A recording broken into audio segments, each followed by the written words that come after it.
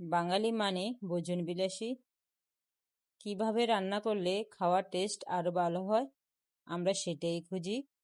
বাচ্চারা বলছে চিকেন দিয়ে ভিন্ন কিছু রান্না করে তারা পরোটার সাথে খাবে, তাই আমি আজকে এই পরোটার সাথে কড়াই চিকেনটা রান্না করে নিয়ে এসেছি।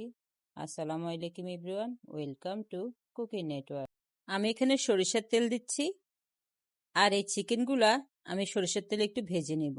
কড়াই চিকেন রান্না করতে হলে সরিষার তেল দিয়ে রান্না করলে বেশি ভালো হয়। দিয়ে দিচ্ছি 1 চামচ লবণ আর কিছু তেজপাতা। এই সরিষার তেলের মধ্যে চিকেনটাকে ভালো করে ভেজে নিতে হবে। প্রথমে আমি দিয়ে দিচ্ছি 1 চামচ রসুন বাটা। রসুনটা দিয়ে ভালো করে একটু নেড়ে দিবেন যাতে রসুনের কাঁচা গন্ধ চলে যায়। দিয়ে দিচ্ছি 1 চামচ আদা বাটা আর কিছু সরিষা বাটা, কিছু আস্ত টমেটো আমি এখানে কেটে দিচ্ছি।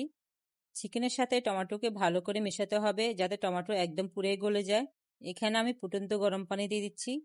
1 চামচ দিয়ে দিচ্ছি জিরা গুঁড়ো। এবার এগুলোকে নেড়ে দেব। দিয়ে দিচ্ছি 1 চামচ লাল মরিচের গুঁড়ো।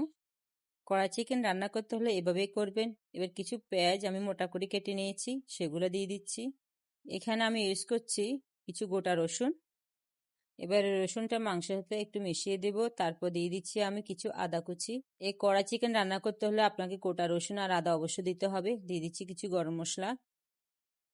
এগুলো দিলে এর ফ্লেভারটা আরো বেশি ভালো আসবে। আর এখানে আমি নামানোর কিছুক্ষণ আগে দিয়ে দিচ্ছি কিছু কাঁচামরিচ। এই কড়াই চিকেনটা সাধারণত গরুর মাংস দিয়ে করা হয়, আজকে মুরগির মাংস দিয়ে করে আপনাদেরকে দেখালাম।